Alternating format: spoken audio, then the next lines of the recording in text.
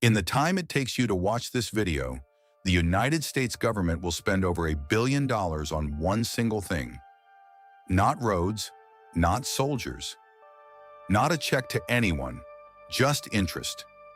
The rent on money it already borrowed and spent years ago. For the first time in history, the US just spent more than $1 trillion in a single year, simply paying interest on its debt. That's about $2.7 billion every single day. 5 years ago, it was a third of that. And here's the scary part most people miss. This thing feeds itself. Let's be clear about what this is. The government spends more than it collects in taxes, so it borrows the difference by selling bonds. Those bonds are basically the world's biggest credit card. And like any credit card, the balance charges interest. The total balance is now around $37 trillion. And just like your credit card, you can owe so much that the interest payment alone becomes one of your biggest bills, even if you never borrow another cent. That's exactly where the US now is. In fiscal year 2025, interest on the debt crossed $1 trillion. By one measure, net interest hit around $970 billion. By the Treasury's gross tally, over $1.2 trillion. Either way, it's the first $1 trillion interest year in American history. To feel that, $1 trillion a year is about $2.7 billion a day, over $100 million an hour, more than $30,000 every second, gone just to service old debt. Here's the line that should stop you. In 2025, interest became the third largest expense in the entire federal budget, behind only Social Security and Medicare. It now costs more than the entire US military.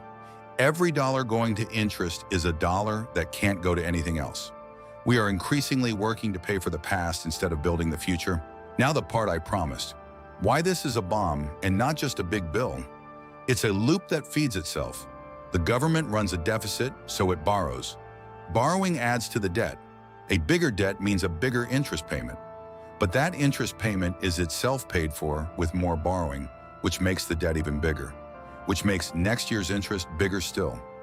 Economists call it a debt spiral. It's compounding, the same force that builds your savings, running in reverse against you. And it just got worse for a quiet reason.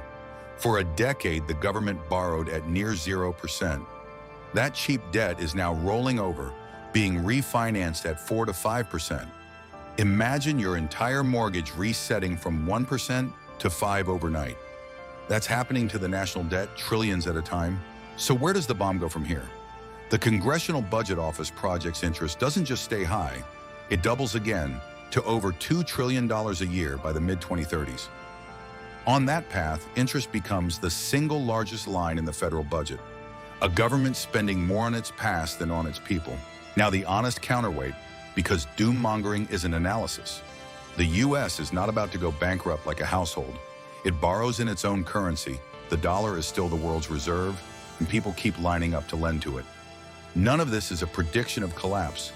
The real risk is slower and quieter. Interest crowding out everything else. Less room for emergencies, for investment, for tax cuts or new programs. Because the interest bill comes first every year, no vote required. Quick recap. 1. The US now spends over $1 trillion a year just on interest, about $2.7 billion a day. 2. It's the third biggest federal expense, bigger than the military and rising. 3. It's a loop. Interest is paid with more borrowing, so it compounds on itself. The bomb isn't an explosion, it's a number that quietly never stops climbing. Quick disclaimer, this is for education and information only, not financial or political advice. Figures are best estimates that change over time, so always do your own research. If this finally made the debt click, hit like and subscribe to Innovana. We turn the scariest numbers in finance into things you can actually understand every week. See you in the next one.